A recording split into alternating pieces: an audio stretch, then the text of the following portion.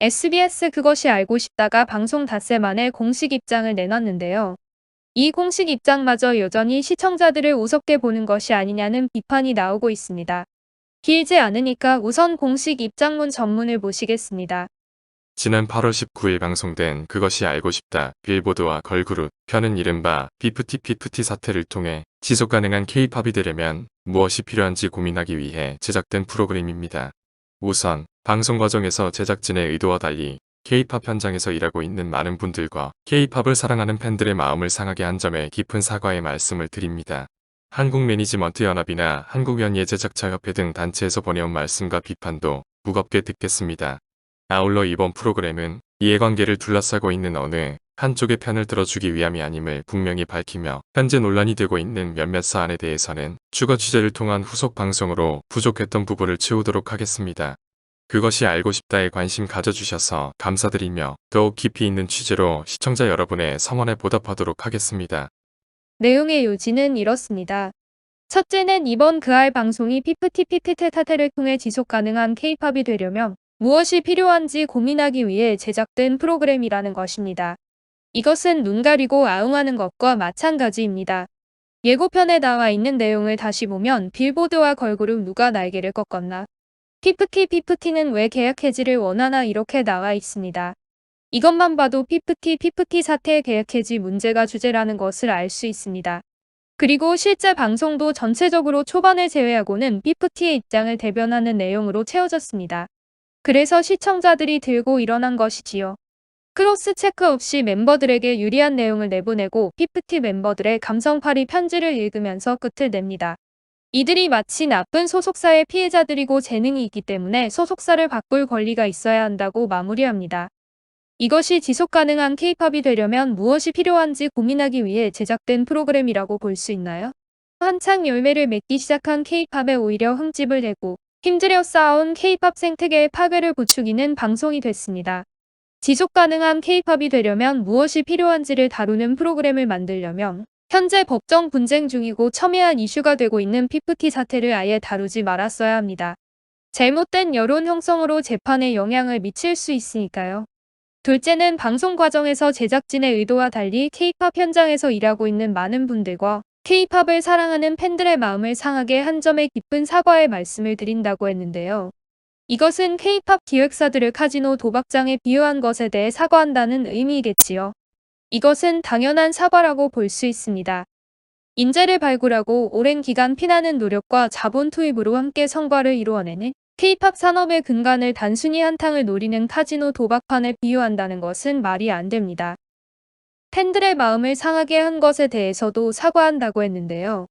이것은 너무나 추상적이어서 구체적으로 무엇을 사과하는 것인지 와닿지가 않습니다. 그나마 SBS의 입장문에서 사과하는 부분은 이것이 유일합니다. 다른 내용에 대해서는 잘못을 인정하지 않는 것으로 보입니다. 셋째는 이번 프로그램이 어느 한쪽 편을 들어주기 위함이 아니었다고 했는데요. 이것이 가장 중요한 포인트입니다. 어느 한쪽 편을 들어주기 위함이 아니었다면서 그럼 왜 한쪽 편을 들어주었나요? 사람을 실컷 때려놓고서는 때리기 위함이 아니었다고 한다면 누가 이를 수긍하겠습니까? 이것은 언어유희, 즉 말장난에 불과합니다. 마지막에 사회자가 읽어준 편지를 보면 이 점이 더욱 분명하게 드러납니다. PD님께서 보내주신 편지 잘 받아보았습니다. 라고 돼 있는데요. PD가 왜 멤버들에게 편지를 보내지요? 그리고 PD님께서 말씀하셨듯이 저희는 그것이 알고 싶다가 방송됨으로 인해 종합적인 가치 판단과 명예 회복이 이루어지기를 무척이나 바라고 있습니다. 라고 돼 있습니다. PD님께서 말씀하셨듯이라는 것은 PD가 똑같이 이런 말을 했다는 것입니다. 즉 PD가 방송이 되면 명예회복이 될 것이라는 말을 했다는 추론이 가능합니다. 이것은 이미 방송 내용에 대한 사전 교감이 있었다는 유추를 가능하게 합니다. 그러니까 방송 이틀 전에 입장문을 내고 정홍준 대표를 배임 혐의로 고발하는 용기를 낼 수 있었던 것이 아닐까요? 이처럼 대부분 시청자가 한쪽 편을 들었다며 시청자 게시판에 몰려가 수천 건의 비난글을 올리고 국회 국민청원에 그알 폐지 청원까지 하고 방송통신심의위원회에도 400건 이상의 민원이 접수됐는데 이 모두는 무엇보다 방송이 한쪽 편을 들어줬기 때문이 아닌가요? 제가 지난번 영상에서 PD 저널리즘이 낳은 방송 참사라고 했는데요. PD 저널리즘은 취재 방식이 신문이나 방송 기자들이 하는 것과 다릅니다. 일반적으로 기자들의 취재 방식은 처음부터 선입견을 가지지 않고 양측의 주장을 듣고 하나씩 크로스 체크해 나가면서 누가 문제인지 결론을 도출해내는 방식입니다. 하지만 PD 저널리즘은 결론을 먼저 설정하고 그에 맞게 취재를 하는 것이지요. 그러니까 이미 설정한 결론에서 맞지 않는 재료는 결론을 해치지 않는 선에서만 적당히 다루고 나머지는 결론에 맞는 자료만을 취재해 보여주는 것이지요. 정확하게 결론이 설정돼 있을 때는 상당히 효율적이고 깊이 있는 취재를 해 큰 성과를 내지만 반대로 결론을 잘못 설정하고 들어가거나 의도적으로 결론을 설정하는 경우에는 이번 PPT 방송과 같은 참사가 일어납니다. 그러니까 전홍준 대표가 제시한 결정적 자료들은 아예 다루지 않거나 시청자들이 제대로 인식하지 못하게 아주 살짝만 보여줍니다. 계약 해지 소송을 낸 당일 멤버, 부모들이 거액을 들여가면서 PPT 상표권을 출원한 것, 안성일의 경력과 학력 위조, 이미 4월부터 시작된 템퍼링 의혹을 뒷받침해주는 메일 및 메시지 복구 자료 등은 아예 다루지 않습니다. 기타 녹취록 등 템퍼링 의혹을 뒷받침하는 명백한 사실과 자료들이 적지 않은데 전혀 다루지 않습니다. 이는 취재가 잘못된 것이 아니라 이런 것을 제대로 다루면 바로 결론이 무너지기 때문에 다루지 않는 것이지요.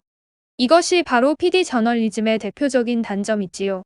이번 사태는 벌써 2달 정도 시간이 흐르면서 객관적 자료가 이미 많이 나와 있기 때문에 조금만 관심이 있는 사람이라면 누구에게 문제가 있는지 다 알고 있을 정도입니다.